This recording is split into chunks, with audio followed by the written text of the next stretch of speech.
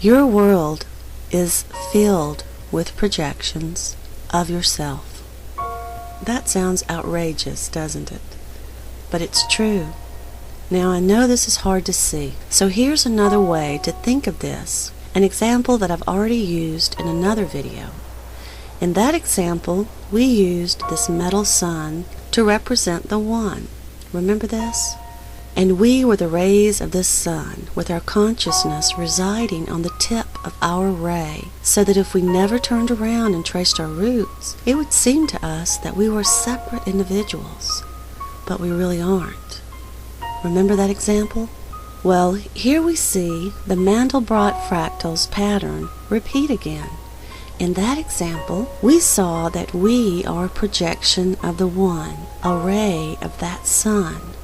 However, if we zoom in even closer, you can see this very same pattern repeating itself in your world. But in this example, you are the center point.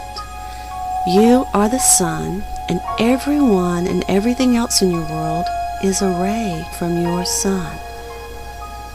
They are projections of you. Can you see this? And if we don't look very carefully, very carefully, like in the other example, it's easy to assume that all of these things are separate from us. But they aren't. They are projections of you. So now we're beginning to look at our world in a very different way, aren't we? Now there aren't just random people and places and events anymore. We're beginning to see we have projected these bits and pieces of us outward as the world we know. And now they're walking about as people and experiences and events. Amazing, isn't it? But it's true. And in the same way that we initially believed that we're separate from the one, we also initially take all these things that fill our world as separate from us. Until today, you were probably pretty darn sure this was true. And we assume this because the ability to manifest these things outwardly doesn't reside in our everyday consciousness yet. But beginning to remember this is what we are doing here today. I know this is hard, so let's put this into a frame that we can recognize. How would this external projection play out in our everyday life? Well, it happens like this. Before today, we thought our ex-boyfriend was an entity separate from us who hurt our feelings, and so, in our opinion, is just some bipolar jerk that doesn't deserve us.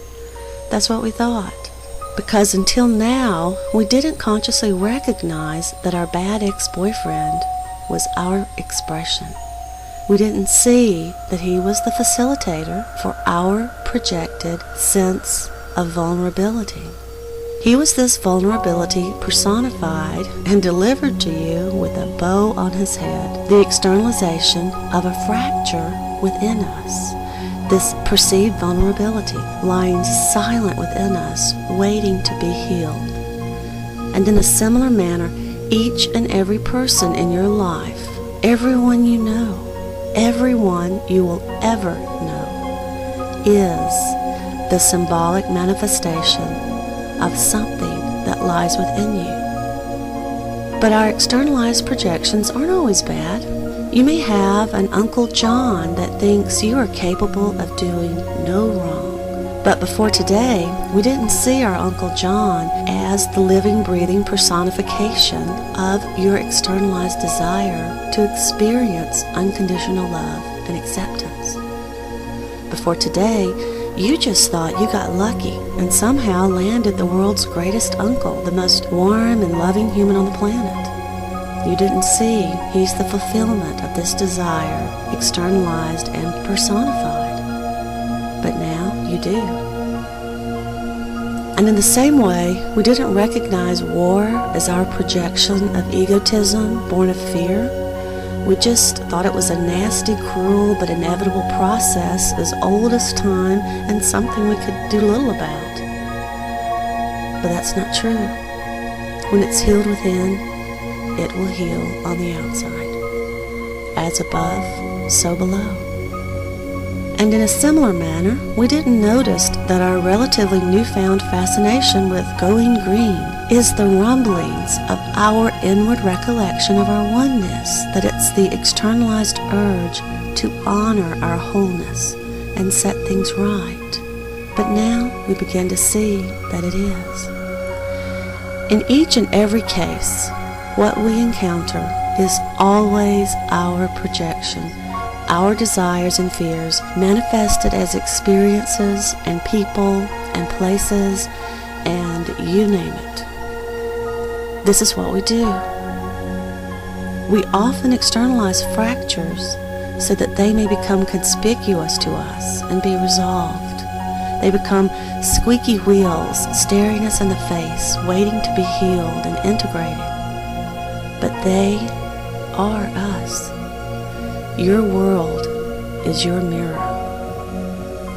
I know these thoughts may seem impossible to some of you right now, but as Huang Po said, a perception as sudden as blinking that subject and object are one will lead to a deeply mysterious understanding, and by this understanding you will awaken to the truth. And so here's the first of many intersections where we must seem to wear more than one hat, because this world that we believe is real exists on one hand, but on the other hand doesn't. And these people and places around you seem to exist separately from you on one hand, but on the other hand are your most personal, intimate projections, fragments of you personified. And it's all real, but not really real. Fact, but not truth. So to unite these seeming paradoxes, we must become comfortable with acknowledging two things at one time, with wearing two hats.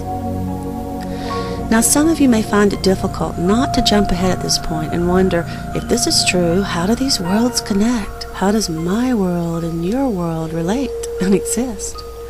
These answers and more are coming, but there is much to absorb here first before that answer will find any footing within you. So stay with me. Now, whenever we arrive at this level of discussion, it becomes imperative that we stay in tune with one important perspective, and here it is. At the deeper level, there is one, all that is, and that's true. We might think of him like Atlas sitting there supporting our whole world. But then, this world is here because of the one, and is populated by all these seeming individuals.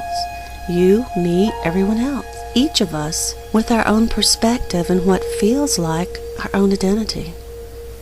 And we have both of these things going on at the same time. On one hand, we have the one, there is no other. But on the other hand, there are all these seeming individuals like you and I. And these things exist at the same time. So we must make friends of both of these things, of both the one as well as the seeming individual. We must acknowledge both perspectives and allow them to exist at the same time, because we can no longer afford to cling to one or the other if we are to move any further on our path. Please join me in part 4 to learn why we can't choose between the two.